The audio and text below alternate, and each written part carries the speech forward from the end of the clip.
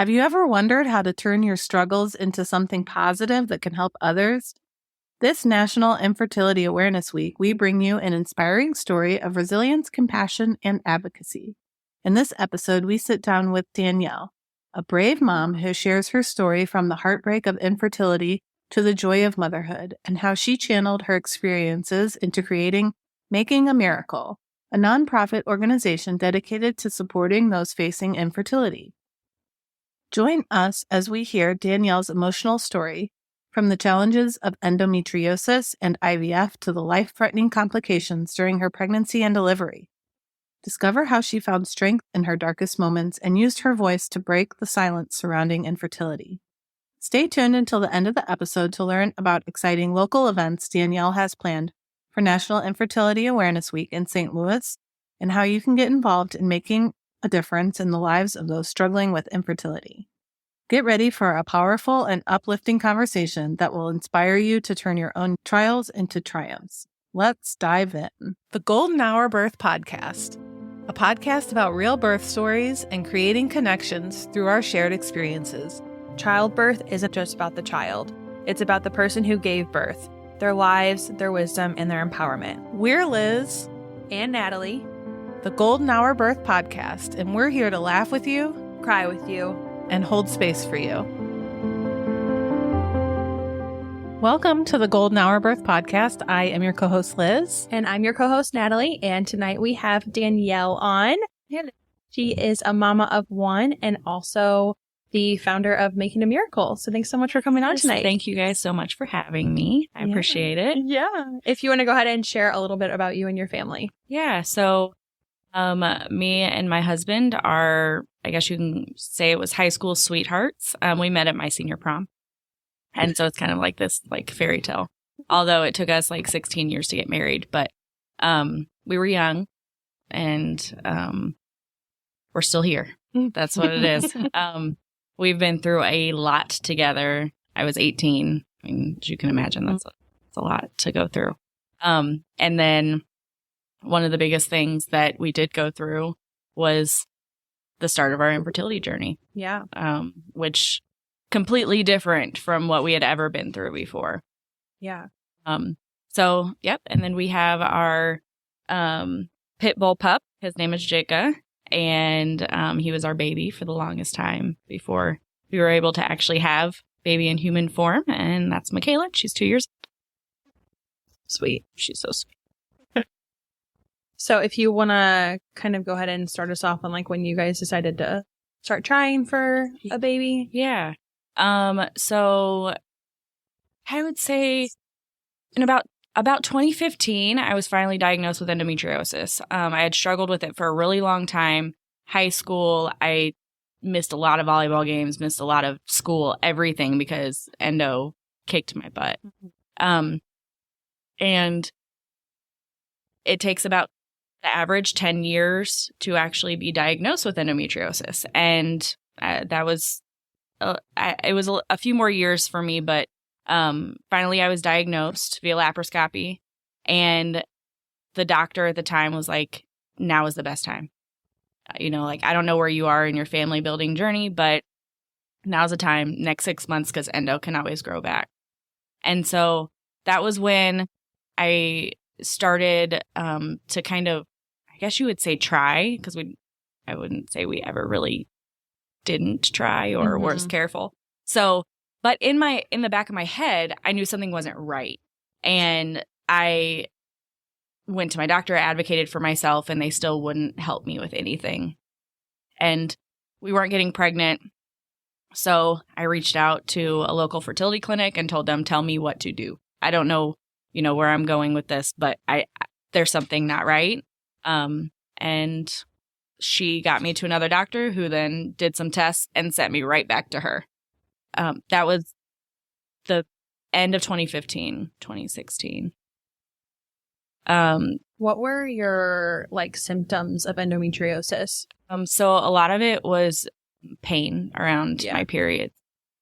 Now it was more the debilitating pain. I don't want to get off the bathroom floor. I had a lot of, the bloating and also the nausea, like I just felt so sick all the time.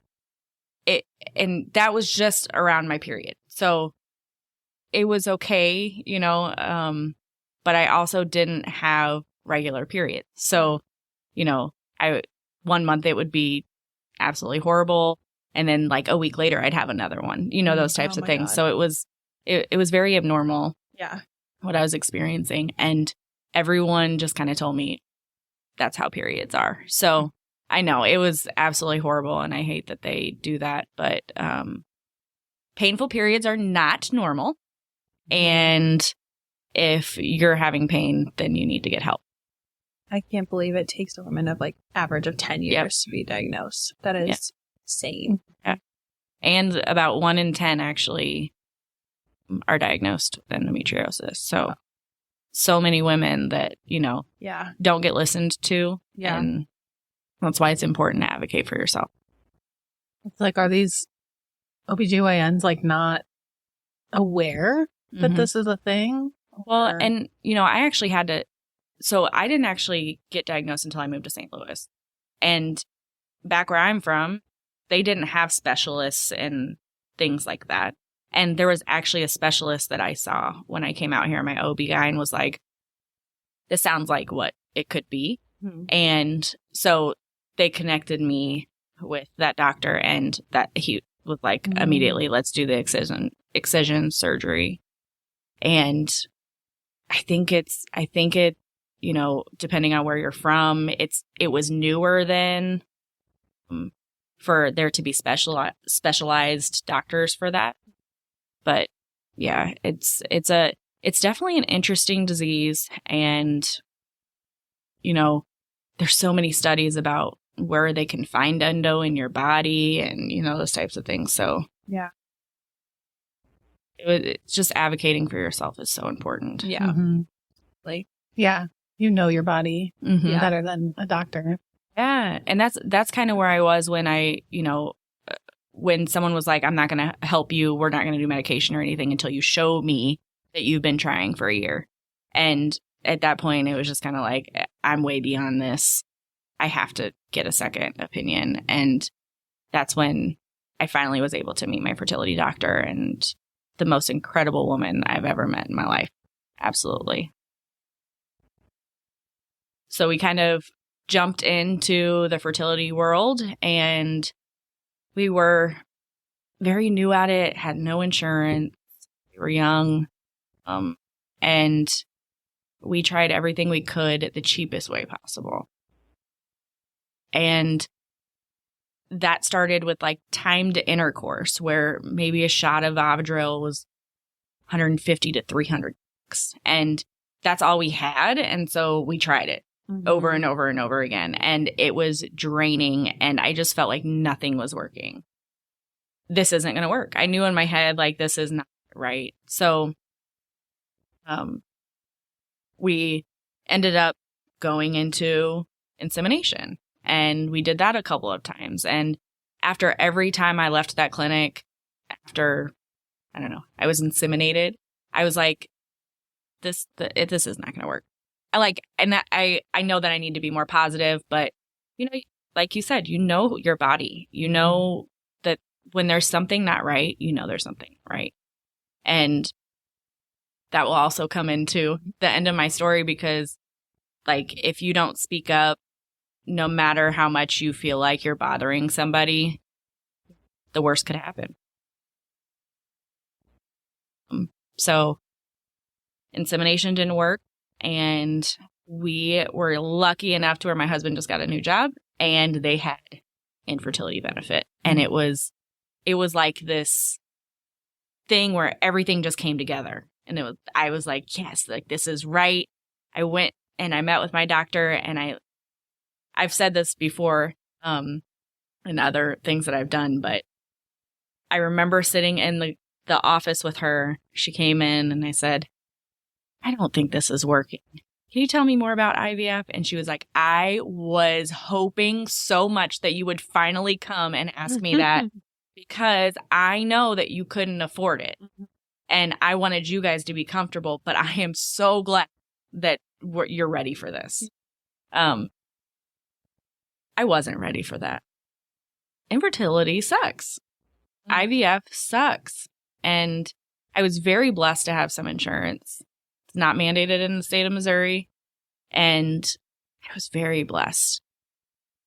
We were able to get through 2 rounds of IVF. The first round, I had 4 embryos. Can I say this out loud, that embryos are not children, although I felt like my embryos were my children because I worked so hard to have them. I know for a fact that it does not result in pregnancy.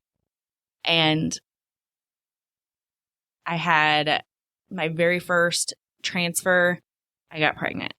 And I thought that it was like, oh my gosh, everything came together. I'm pregnant. This is amazing. And then it was gone. And that was like one of the hardest things that me and my husband I think at this point we'd been together like 11, 12 years that we had been together. I had never experienced that, plus failed transfers, plus another loss. And then Michaela ended up being my 6th transfer.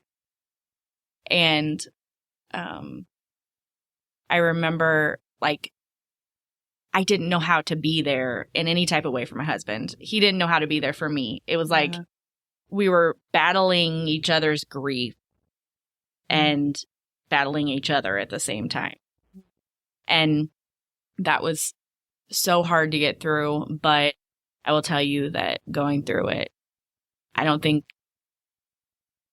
I would ever know my husband as well as I do without what we went through. So, yeah, infertility sucks. It was a lot. And my story is still not resolved where I am in my journey. But I know with what else we're going to talk about with my birth story that I am not capable of having another child myself. So, the journey may take another path. I don't know. Right now, it's just, it is what it is until we get there, I guess. So did you have to go through more? So you said, would I have to? Did you have to? Yeah. You said that you have 4 embryos? So the first time I had 4 embryos. Okay. So we went through 2 rounds of IVF. First time I had 4 embryos. The second time I had 3. Okay. So my first round of IVF, I had a loss and then 3 failed transfers. And then my second round of IVF, I had a loss in November and got pregnant with my daughter in December. And then we have 1 more frozen embryo that we don't really know what's going to happen with it. And there's a lot going on right now that it's scary. And so scary. I'll say that I am extremely, extremely, extremely blessed to where, 1, I know that my embryo is in the best hands and that if anything was to ever happen, they would tell me. And then 2, I have my baby girl in my arms right now to where it's not something that I'm in the middle of. And I feel so much for those people that are in it and have those fears of anything happening, you know, any pauses. I know what that was like during COVID, but this isn't COVID, you know, like this is a totally different atmosphere. So, so she's here. I'm glad she's here. Yeah. And we got through what we got through. It was about 6 years worth of treatment. My God. It was a very long 6 years.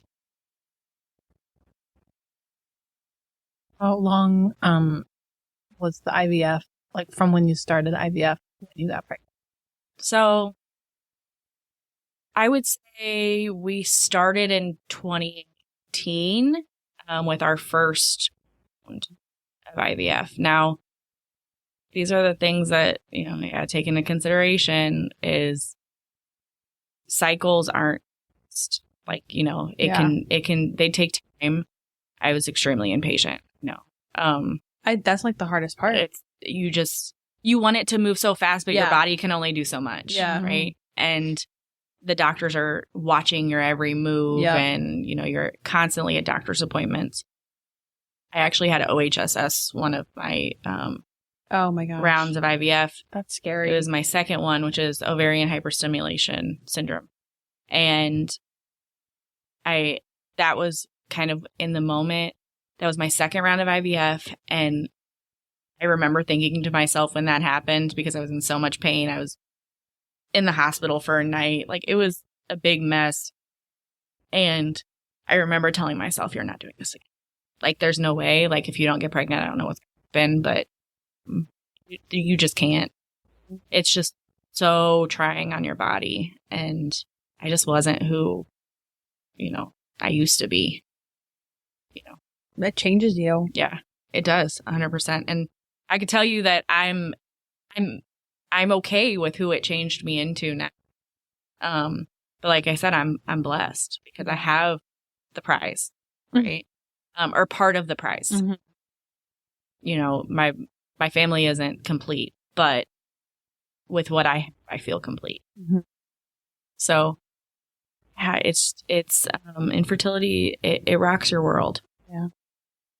And it continues with you. And the next part of my journey, being pregnant Danielle, it was there every moment.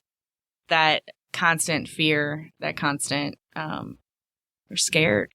You're scared of loss. You're scared of just the unknown. Like, I remember, so since we had lost before and told people, and then had to go back and tell them that we miscarried, that we decided this time we're not doing telling. Not until you're 12 weeks. Well, I ended up getting a blood clot in my leg, which caused me to have to tell, because I felt like if I don't tell my mom what's happening, she would be so upset with me. Like, these are medical emergencies that are happening. So I had to tell her. And then around 12 weeks, it kind of all got out. But even after that, like, I had hyperemesis gravidae my entire pregnancy. But I remember there were moments where I would feel, and this is a word that people that go through HG use, fluffy. And that's like a day that you could feel good. That doesn't mean you'll feel good tomorrow. But that's a day where you're like, okay, I'm puking, And there were those days, and in my head, I'm like, oh my gosh, is my baby still? Because I'm puking because of pregnancy. But then when I'm not, it's like, I can't feel her yet. I haven't felt her kick. What's happening? And I was like constantly contacting my doctor, and until he was so annoyed of me. He was so annoyed of me. But that goes back into the advocacy. You got to speak up for yourself. When did your first loss happen? So my first loss was my very first round of IVF. Like the first how many transfer. Weeks? So that was very early. So like 5, 6. Did you have a heartbeat? Or like you didn't see? You just had the betas? And it was Christmas. And it was like, oh my God. I had to sit through Christmas and New Year's. Like, New Year's weekend was my husband's family Christmas. And I remember people were like cheersing and like kind of making jokes like, Danielle's drinking water, she must be pregnant. And in my head, I'm like, little do you know, I'm literally miscarrying right now. And I try normal in front of everybody. And stuff like that hurts. It hurts. So I'm so sorry. Yeah, it's a hard thing, especially because people don't know what they're saying. Yeah. They don't in any of it. And that's one of the reasons why I do what I do now, is to kind of spread awareness on why some of the things you say are important and can hit hard. Yeah, for sure. Yeah. I've never asked my childless friends, when are you going to have a baby, or do you want to have, like, that's your business. You can tell me if you want. And then I've never asked anybody like, oh, when are you having a second or a third? Yeah. to tell you, I've been there though. And, you know, a little backstory is I used to be a teacher. And I remember there were so many amazing families in my class that we would like, so when's the next one coming? Because we want them to be in our class, you know, those types of things. And I will tell you that I have literally called and text or messaged, Facebook, whatever, and told every single one of those parents that I am sorry. Like I was not there yet in the infertility like spectrum. I had no idea. And little did I know, like there was, you know, a mom that almost died in childbirth, and, you know, she was scared to have another kid, and, you know, those types of things that you just don't know what someone's going through. So know that it's hard to like stop saying like just normal things, but some of these things are normal. I'm like 100% guilty of it. Yeah. And I was out of town this weekend with 2 childless couples, and like I made sure I didn't ask that because it's not my business. Yeah. But it's hard because it's like, I know, you know, you're asked these things, or like you hear them as you grow up because it wasn't talked about in any type of way. And like I was talking against like, I wanted it. It's also like, because it's not my business. No, but that's true. But still, like, you also care. Yeah. And that's what also makes it difficult, is because you're like, you know, I would love to hold another baby of somebody that I care about, you know, like those types of things but it's still not, you know, still not okay. Right.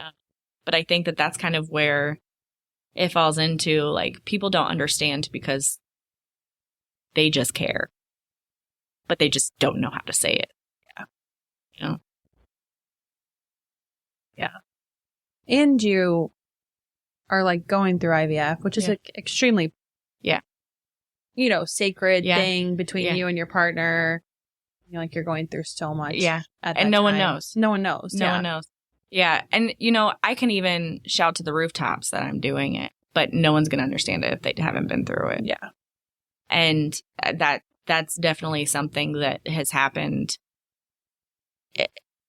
with relationships. Like, infertility impacts so much of your life, relationships, you know, the emotional toll, the financial toll, the stigmas and misconceptions, those types of things. Like it affects every being of your life. And you're constantly reminded of pregnancy posts on Facebook. And, you know, like, it's just, it's hard. And, you know, I had so many conversations with friends and family, fallouts with friends and family, because I have to protect my mental health at the same time.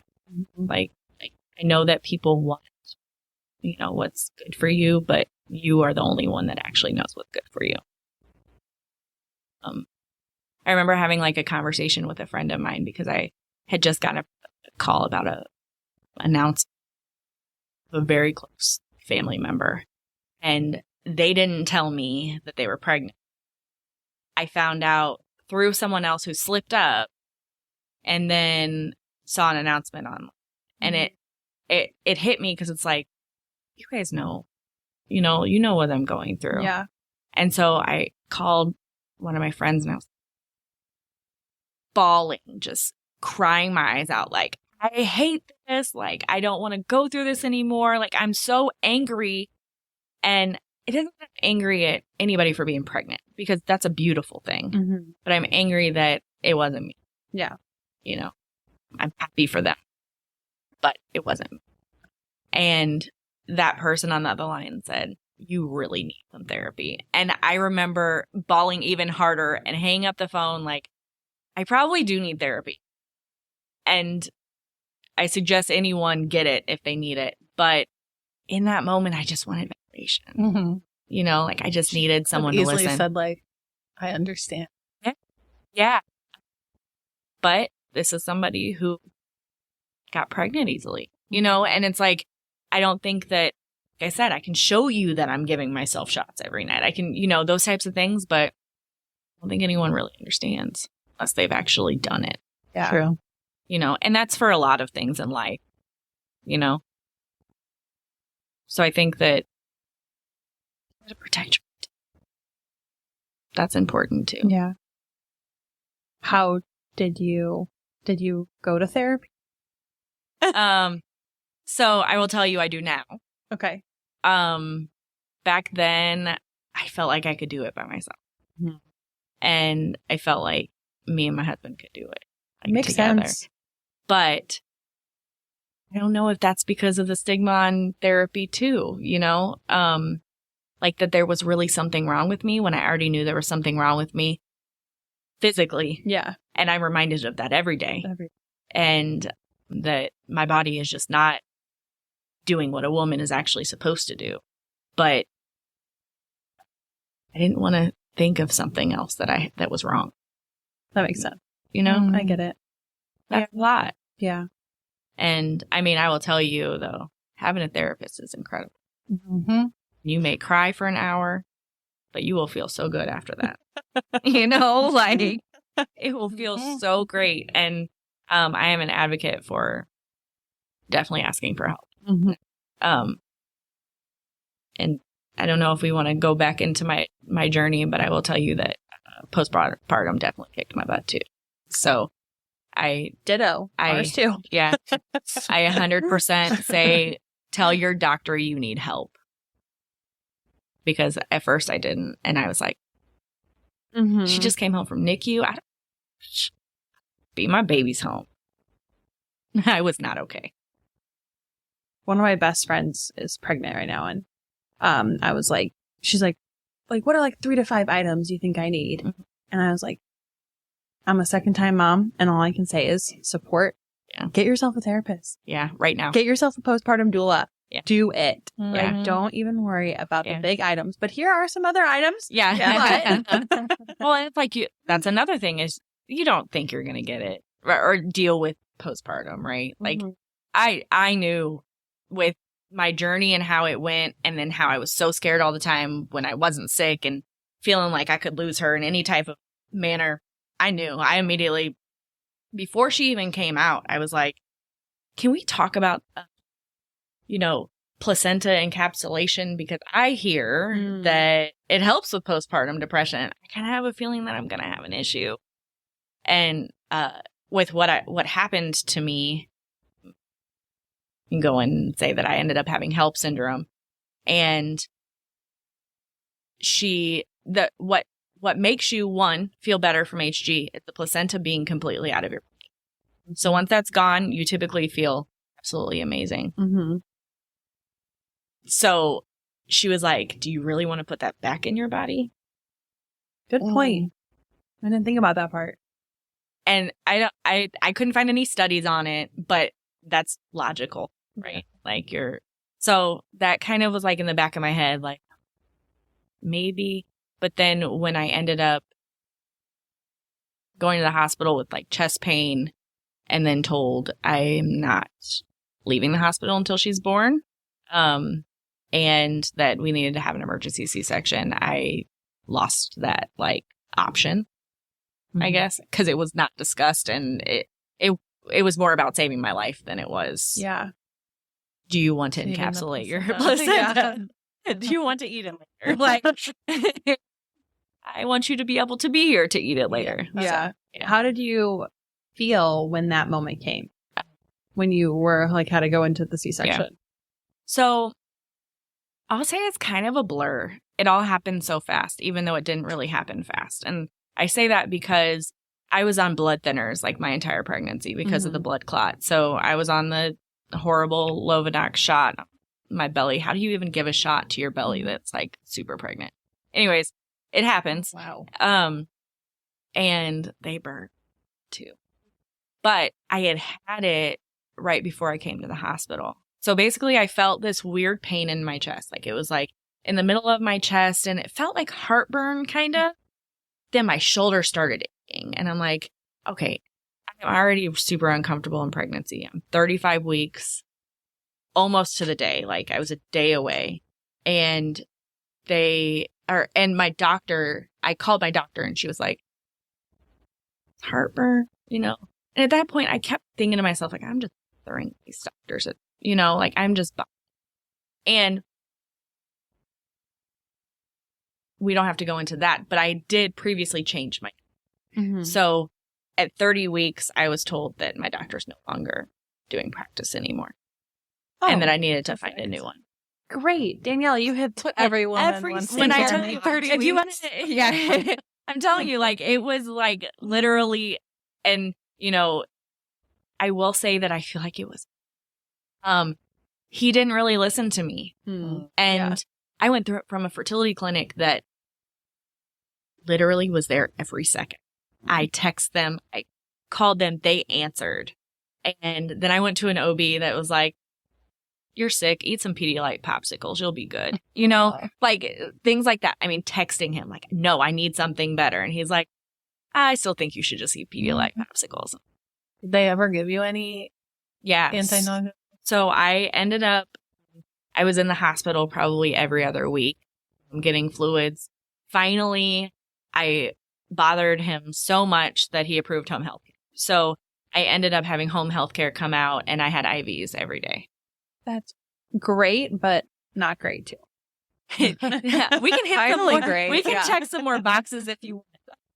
Yeah, so I ended up having them come out, and my veins kept blowing, and they have to call them again, and they have to come out again. And then finally, I said, I don't want this anymore. I'm done with it. That was probably around like 30 weeks, I think. And so I was like, if I have to, I'll just go back to the hospital. I don't want to deal with this at home. They're constantly trying to prick me. I'm dehydrated. You can't get you know what I'm saying? Like, it's just, it was a lot. And so the home health care happened. Then so this is where we were at with my chest pain. Did I skip something? No. Okay. No, sorry. I think I went backwards with Okay. that question. Okay. So the chest pain and then my shoulder was hurting. I will give my mother credit right now because she told me to call my doctor. Because she tells me that all the time. I told you should have called it. And she did. So thanks, Mom. But I called the doctor and they were like, you know what? Maybe it is, but let's check. Let's see. So got up, went to the hospital, and they did some blood work. Of course, you got to get the COVID test now. That's a thing. And then the doctor came in and she was like, can I ask you a few more questions? And I'm like, gosh, she's like, tell me where this pain is. Like, I'm a little confused. And I'm like, okay. Started telling her it's like just in the middle of my chest, kind of like feels like it's in the middle of my ribs. And she was like, are you sure it's right there? And I'm like, I think so. And she came back. She left and then came back and was like, I'm contacting your doctor. And I was like, uh-oh. And she's like, well, I'm going to have an ultrasound sonographer come in. We are going to do some looking because it looks as if your liver's failing and we need to like really keep you until the baby's here. And in my head, I'm like, okay, baby, I'm 35. We were going to take her at 37 anyways because of my blood clot. You have to, in case of a C-section, you have to tie it because you can't bleed on blood thinners for 12 hours or something along those lines. And that's what kind of why I said that it felt like it was fast. It really wasn't fast because I had to wait. Yeah. But she came in and she was like, yep, so you have HELLP syndrome. And I looked that up and I believe it's like 1 in a million chance or something along those lines. Like, and I'm sorry if I'm wrong on that, but I remember looking at it like, Danielle, literally everything that you can, you are 1 in a million right now. Okay. And I remember looking at that, like, I feel like I don't really, in that moment, I didn't realize how bad it was. Mm-hmm. But now I look back at it and I'm going to be honest, like I'll look at different things about HELLP syndrome, which is HELLP. And I don't know what like something elevated liver enzymes or something along those lines, but I'll tell you. It is the extreme of eclampsia. Hemoglobin, right? Uh-huh. Elevated liver, and then I don't know what the class. I can't remember. I don't know. Yeah, but it is the most extreme of preeclampsia. Very dangerous. Yeah, for you. Yeah, baby. it's the only cure for it is to deliver your baby. Yes. So I remember my doctor coming in. She came in immediately. I mean, she was on call. She came in and she was like, I'm giving you two choices, right? One, I thought I was staying until 37 weeks just in the hospital. That was like my immediate thought, like, okay, I can do that. Bed rest. I was at home the entire pregnancy anyways. I didn't even go to work like the whole 8 months because I was so sick. And I was like, okay, cool. We'll just sit in the hospital for a couple weeks. Yeah, I know what this is like. Yeah. No, that didn't mean that. My doctor came in and said, look, I'm going to give you two options. One, you can have your baby at 11 p.m. tonight. Or two, we can wait until the medication, your blood thinners wear off, because we have to, and then we can induce you. Now, in that option, I need you to know that if you're induced and you go through contractions and all of that stuff, but we keep checking your liver enzymes and they're dropping even more or raising, whichever one was happening to me, we're just going to have to take your baby anyways. And so it was like, do you want to go through pain and have contractions and do all of that? No, I don't. Sorry. Have you gone through enough at this point? I don't. And I remember thinking to myself, like, I already know the answer to this, but she was like, I'm going to let you sit.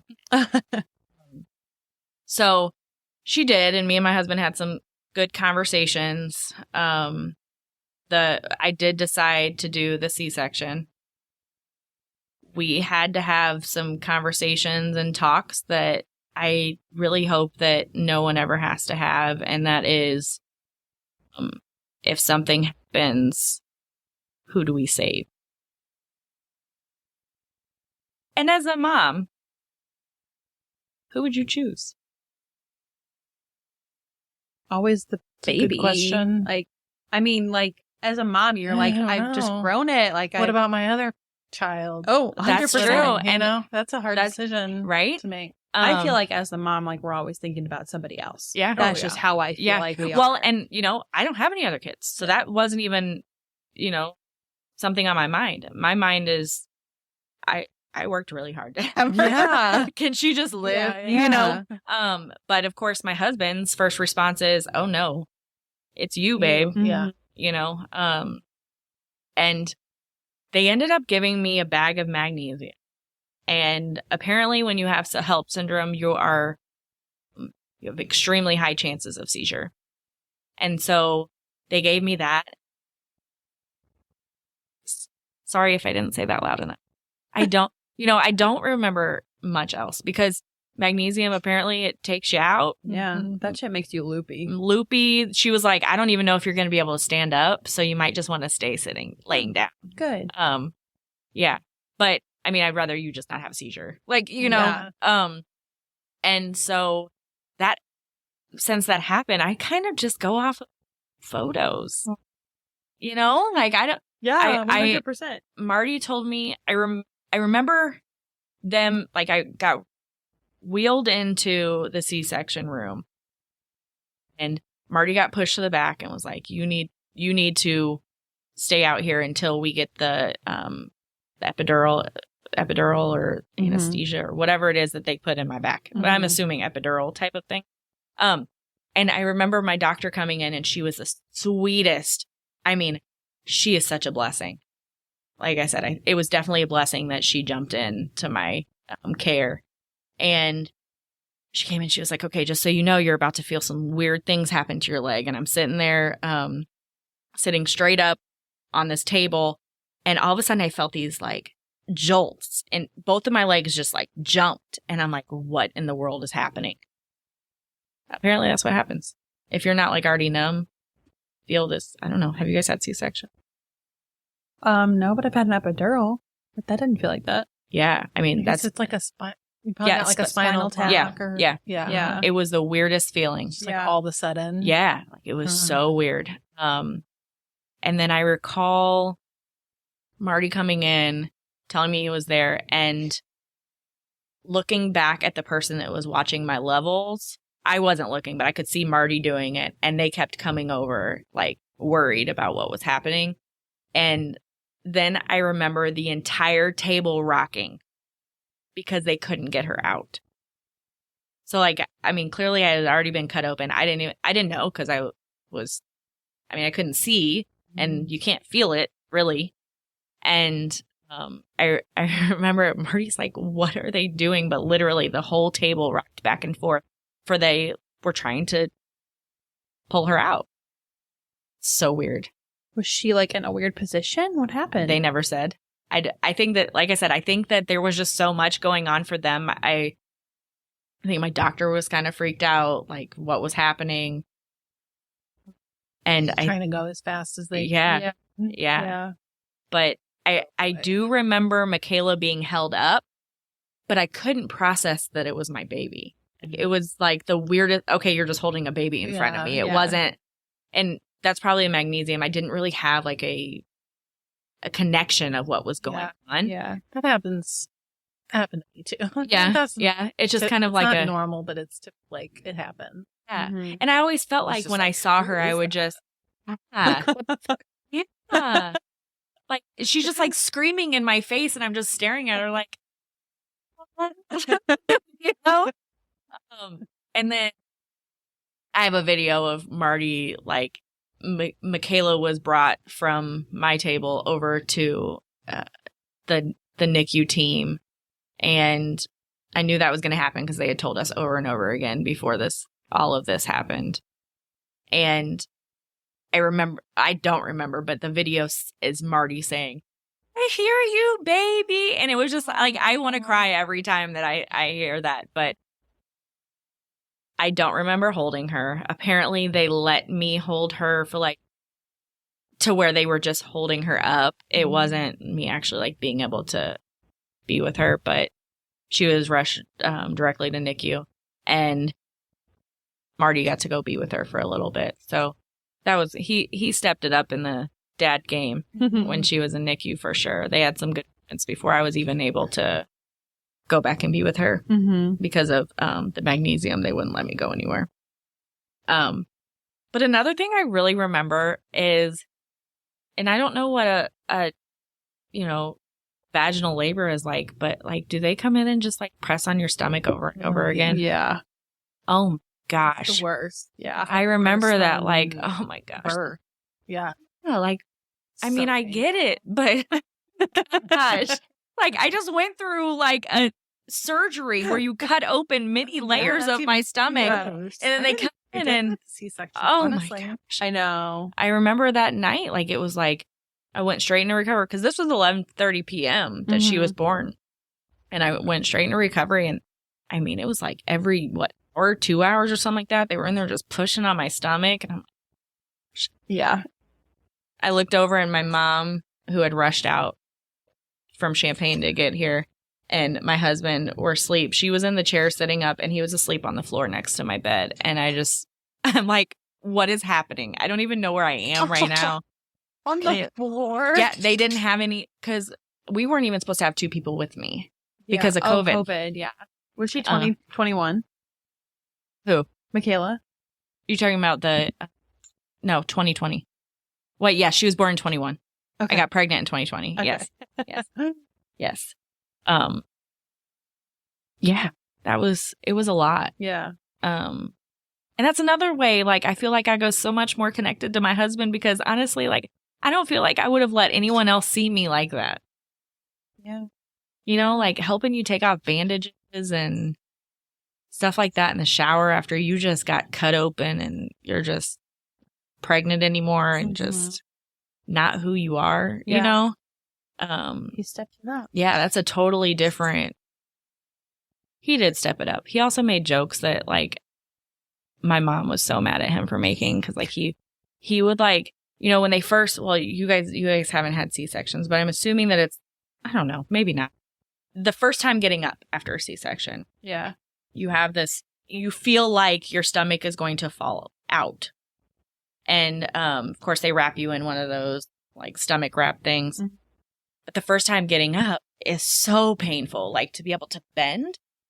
And I remember like my bed was probably like 3 feet from the couch he was sitting in. And I remember him getting up and joking like he was gonna like hug me or something. And I was like, stop. Like, I was so angry. You have no idea how this feels right now. Leave me alone. He's a jokester. He thinks it's hilarious. And he just kept jumping up. And my mom, I remember looking over and the look on her face, she was ready to go over there because she meant business. She was like, stop doing that to my daughter.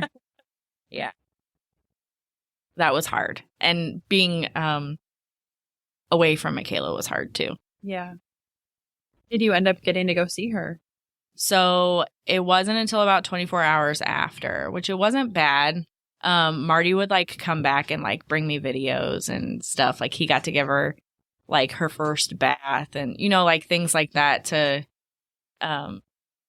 be there for her. He'd like send me videos of her in the, you know, little, what are they called? Where the warmers? Yeah. Like a warmer. One thing that we were lucky with is Michaela, she was mostly healthy. 35 weeks is good. Yeah. I mean, not the best, but good. Yes. Yeah. Yeah.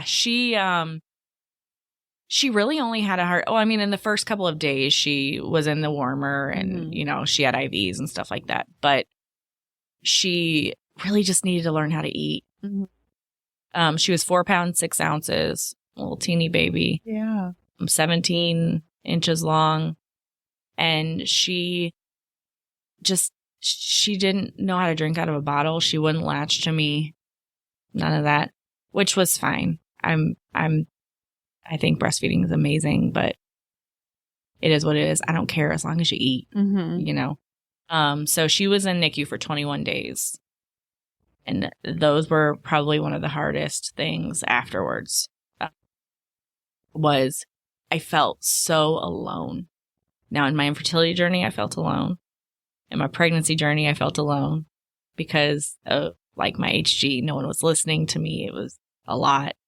And then now I'm in NICU and everyone's like, go home, get rest. How can I leave my baby? You know, like you know how hard I worked for this child? Mm-hmm.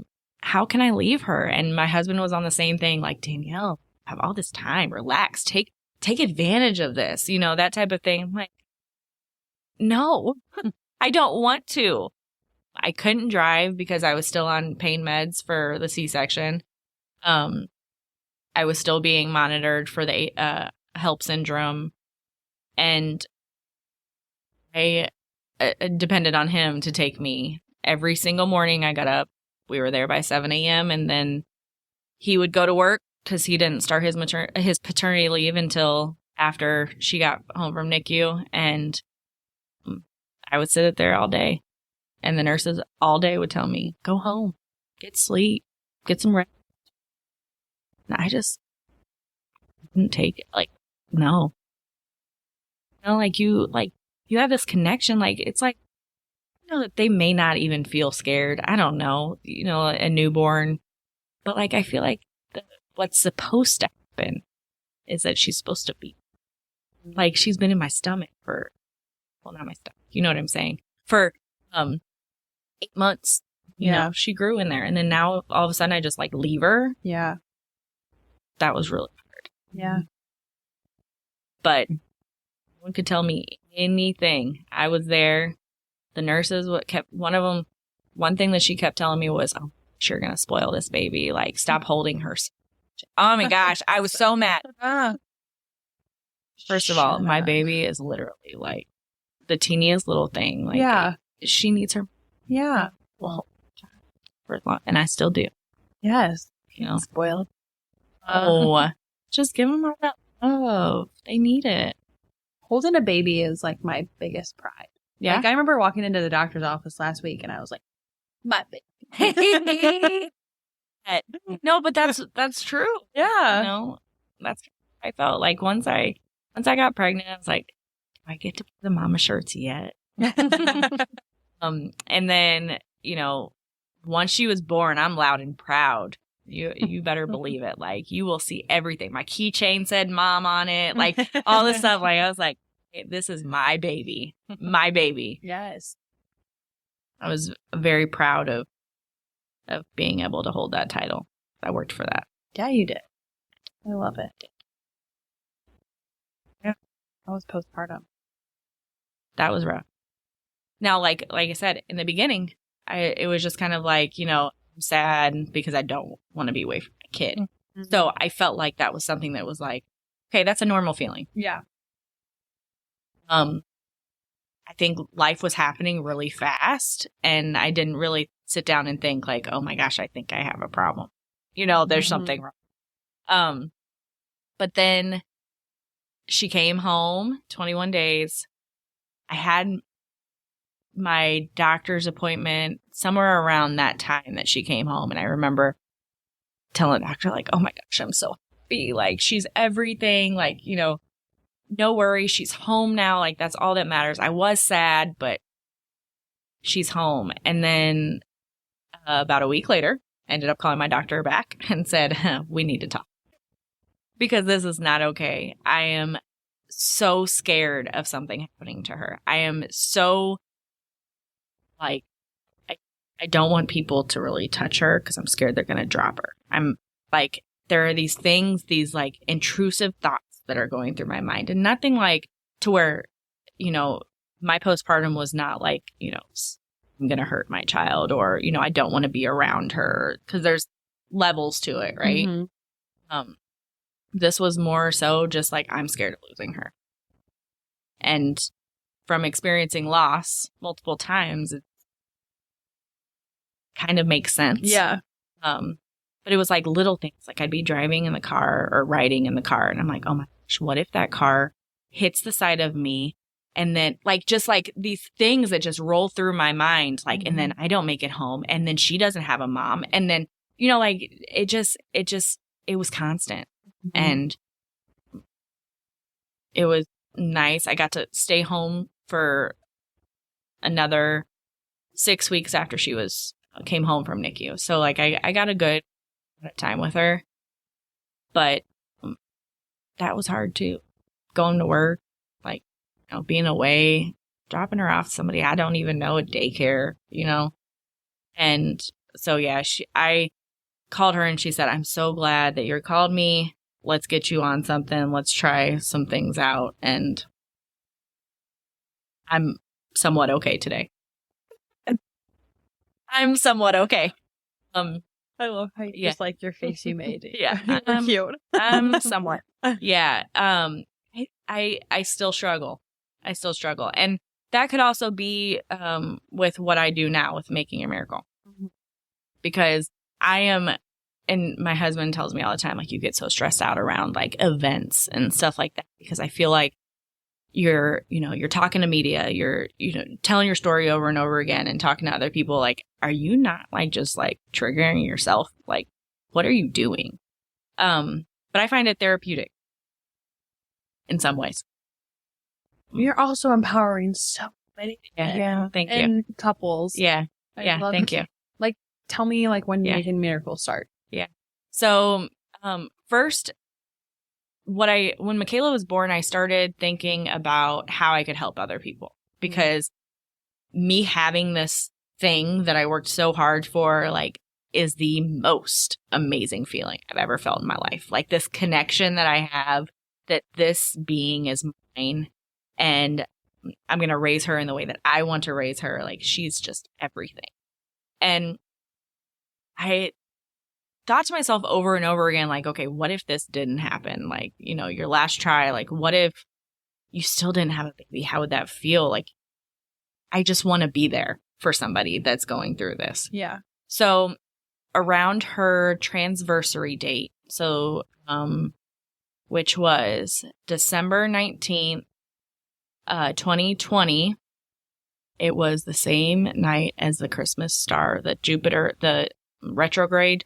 You know what I'm talking about? Yeah. We went out and took pictures and everything. Like, this transfer is going to work because those stars look like a Christmas star. But yeah, so we started to take gifts to my fertility clinic. And it was kind of just like, I wanted to do something with me and Michaela because this is special for us.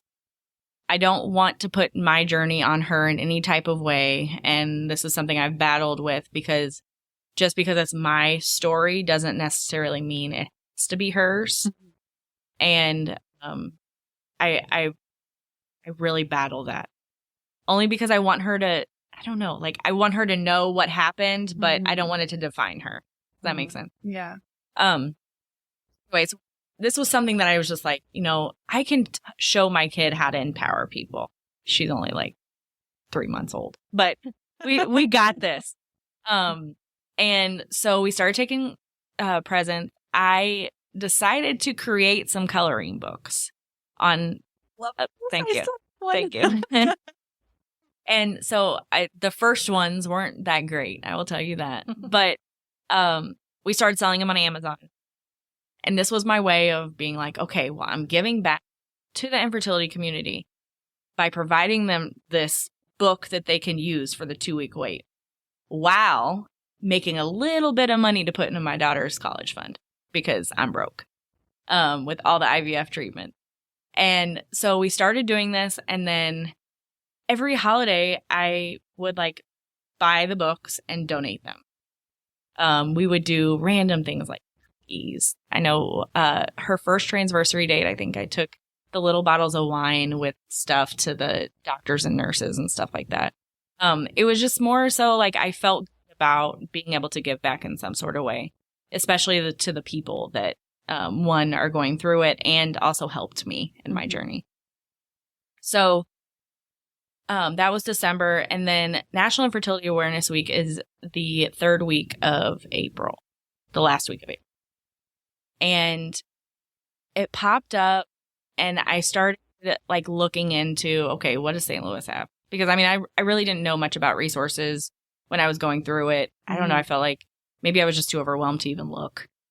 And so I started like looking, like, is anybody doing anything? Is there anything fun that's going to happen? Like, I want to spread awareness, those types of things. And there wasn't anything. And so I was like, okay, so this is in the back of my mind.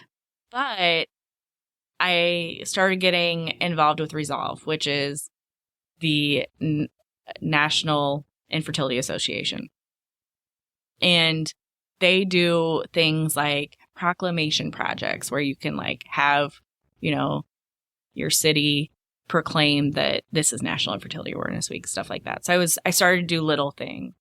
And then I saw that they were like, light your city up orange, those types of things. So I jumped onto that bandwagon, and the wheel ended up lighting up orange for us. The first year, no one really knew about it because I didn't really know many people. And it was really cool because it was like, oh my gosh, they're doing this. Yeah, I did that. For you know what I'm saying? Like, I feel super cool. So they did that, and like everyone got so excited about it, like at the clinic and, all those things. And it made me realize that, that sounds small. Like, oh, you got the wheel lit up orange for you. Thanks. Great. But it shows so much support in ways that you don't think about. Yeah. Yeah. Like the fact that your city would acknowledge that this is a thing. Yeah. Is big. And the wheel is not even that old. Like it's really new. It's really new. It's a thing that hasn't been around for so long. And it's cool when they do things like that. Yeah. They do like gender reveal things. Yeah. Crazy. But they were doing it for free, so it was like nothing that I had to pay for or anything. Yeah. And it was just like, oh my gosh, this is awesome. Thank you. Yeah. Next year, I'm going to get the whole city, which has not happened yet. It will happen though. It will happen. So I noticed that more people were coming to me talking about, one, the gifts they were getting from my clinic, and like, oh my gosh, I'm so happy. Can I say my doctor's name? Yes. Yeah. Okay. Okay. I didn't know if like names were cool or not, but so Dr. Amber Cooper, she would specifically tell patients about my special days when I would give gifts. I give gifts and then they hand them out. There's a little like note in it from me, that type of thing. I don't expect them to really get the emotional aspect of it. except for when my doctor specifically is like, I just want you to know that today is a special day. And I think that your transfer is going to work because this patient of mine, you know, like just like really like putting emotion behind it. Yeah. And I was getting so many messages. You made me feel so good. I was having a rough day. I'm so glad that, you know, I got this message and I really am feeling positive now, you know, like just a lot. And it I don't know, maybe it was an ego thing. Like, oh, that's so sweet. I did that. No, it wasn't. It was just like, I feel like that's so important in your journey. And I didn't have that. Yeah. And I kind of wish I did, you know? Yeah. Even if it was from a stranger. Mm-hmm. Yeah. You know, to not feel so alone. Yeah. Like, oh, and that's what it says. And I don't know if, I think it's in the front of the coloring book. It's like a little bit about my journey. Like, you know, I try to put little notes in there like, okay, today is the transversary date. And then like, it's Mother's Day. So I just want you to know that you're not alone and you are working so hard to be a mom. You should be celebrated too. You know, those types of things. I just feel like it's a little bit of kindness goes so far. But yeah, so we did the books, did the wheel, and then the next year around, I kept getting pushed. Like, do something, do a walk. You know, come on, Danielle, you can do it. All that work by yourself. Go ahead. And so I did a lot of thinking, and I was asked to be interviewed by a news station. Dr. Cooper and I did a story together. And it was about what to say to somebody experiencing infertility. You know, a little bit about my journey. Michaela was in it. It was really cute. And I felt like I just needed to take the step. I was like, I have a background in nonprofit. I work for a local agency that's with domestic violence, but I work in administration, so I know what to do.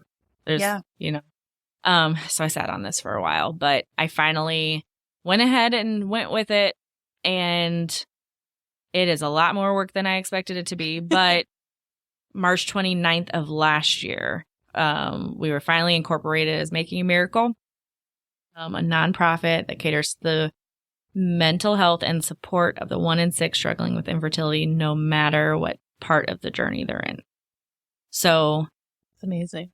Thank you. That's huge. Thank you. Yeah. We are the only organization in the state of Missouri that does what we do. We are the only one, clearly, I say state of Missouri, but the only organization that has anything to do with infertility in the city of St. Louis. And I want to go big or go home, but we got to take our time. It's turned into something amazing. Last year we had a resource fair that was, I mean, everyone was so happy about it. I pulled together people. I pulled together clinics. You don't typically see the clinics together. I know. I was supposed to go. Ever. Gosh darn it. I know. Well, you can come this year if you want. I will be at everything. I mean, I love that. I'm going to be volunteering on your... Yes, the trivia night. Yes. Right. Yes. Yeah, I got to get my life together. It isn't just, it's a lot. And when you have a little one at home, it's... Mm-hmm. Yeah. I'm taking up enough time. No. Plus a full-time job, plus, you know. Yeah, what? That passion. No. Just like, what in the world? So Making a Miracle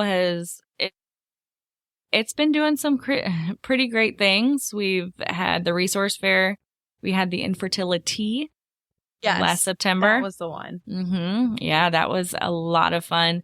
It was more of a fancier occasion to learn a little bit more about infertility and how it impacts our city. And this year for National Infertility Awareness Week, we'll have trivia night. I'm working right now on an advocacy day.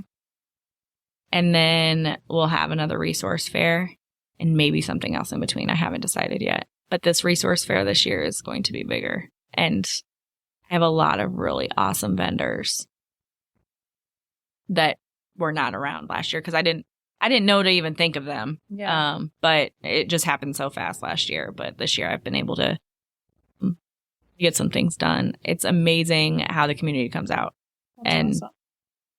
Is there for you and donate things. And when you're a nonprofit, that stuff happens. Kind of awesome. Kind of awesome. Like you don't feel bad about asking for money because No, not at all. Never. But yeah, so I don't want to say that I turned my tragedy into triumph in any type of way because I'm not sure that I'm 100% triumphant in what has happened and where I am right now. But making a miracle is truly special. And I will tell you that one of the most special things that has happened in making a miracle is a little story. I was putting up one of my signs that I thought I was very proud of this sign. Like when little things like that happen with an organization that I like put together, it's pretty like cute, right? Yeah. So I got one of these signs that's really tall and it like comes out of this cylinder case and you pull it out and then you stand it up. And the very first time I did it, my daughter watched me and we were at like my sister-in-law's house with all the kids running around and stuff. And she ran up and she turns around and someone got this on video and it says, "Mommy, look, it's making a miracle." And it just like, I mean, am I doing something right? That's what I was like, oh my gosh, like it is. She knows my logo. Like she knows Target's logo. Like this, I was like, oh my gosh. And so now every time I put on it, like today when I left, I have my introverted but willing to discuss fertility shirt on, and the back of it has the Making a Miracle on it. And she gets so excited when she sees it, and it just brings me so much joy because I feel like I may have really like created it because I'm an adult, but really it came from her. Like it definitely did. And I call it MAC. I don't know. A lot of people try to do the MAM, Making a Miracle, but like Mac makes sense because it's my daughter's name. So it's like after her, I've definitely texted you like MAM before. Now I'll know. Well, now you will. Now everyone, hopefully, no, it's not a big deal. It's not a thing, but it just kind of like, for me, it makes sense. Yeah. And I didn't give her that nickname. Her teachers did. And then now that's what she calls herself. And so I was like, I think that's really cute. Like a way to just honor her in some kind of way. We're working on a grant to be able to give a financial resource to somebody that needs it for treatment. Although there is an amazing organization in Southern Missouri, Three Hearts Foundation. Yeah. They're there too. And they just gave out 2 $15,000 grants. Wow. Like 2 weeks ago.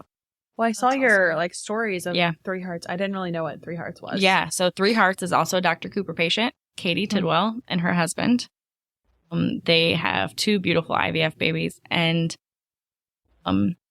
they give out a Hayden Gives Hope grant every year, $15,000 to a couple that struggling financially to go through treatment. And this was their 3rd year, I believe. And this year they had raised so much last year at their gala, and a generous donor that they gave out too. It was a surprise to everyone. That's awesome. Yeah, awesome. It was absolutely incredible. Oh. So financial resources are out there. I just hope that I can give something small, anything to give back. I'm going to call it a macro grant. Get it? Macro. So I'm working on the name. But yeah, it's because I think if I can go small and reach more people, I'm up for that. So I don't know. We'll see. Making a Miracle has a lot going on, a lot of advocacy, a lot of everything, and hopefully it can give someone hope and support and encouragement through their journey, and hopefully they have an amazing, beautiful pregnancy and labor, and don't have to go through anything else aside from the infertility part. Yeah. I honestly thought Mac was so much older because of how well Mac Making a Miracle is doing. Like I honestly had no idea. No. So I've watched my husband, like he's worked with a few nonprofits, helped people with nonprofits. I think it's just that I'm an entrepreneur and an advocate by nature. And I think that just kind of, there's that, but then there's also the need. Yeah. Love it. You know? Yeah. The need is, it's there. Yeah. It's there. And I think that I hope that we can grow and be able to help more. But I'm okay until I can hire somebody. Yeah. You know, I can see like the ideas. Like, oh, they're constantly there. Yeah. I mean, even, you know, today I was in Jeff City and I was talking with people about different bills that are going on right now. About infertility insurance, those types of things. And I kind of want to get into the advocacy game, you know, a little bit more. Because there are other organizations that do the financial piece. I think Making a Miracle can go a little wider, you know, a little broader and get more of the support in other ways. Yeah. Plus, I mean, listen, I don't know that this is ever going to happen, knock on wood. I hope it does. But if Missouri can mandate insurance, that would help so much. And it would be huge for so many people. Yeah. I will keep my fingers crossed, but I won't hold my breath. But we also need people out there to, you know, speak their truth, tell their story, especially with what's going on in Alabama. And so hopefully we'll find some more avenues of support. But it's constantly in my head, just like going in circles. Like, what are you going to do next? You know, I have so much that I want to do. I love it. But there's just me.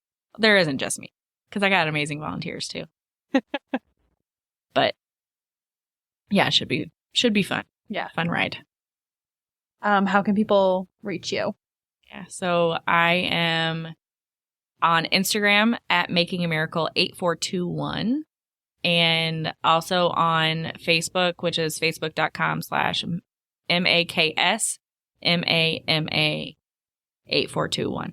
Now, see, that's where I went with the mama thing. I had mama everywhere. Listen, I did not hold back. As soon as I had Michaela, I was like, Facebook name changed.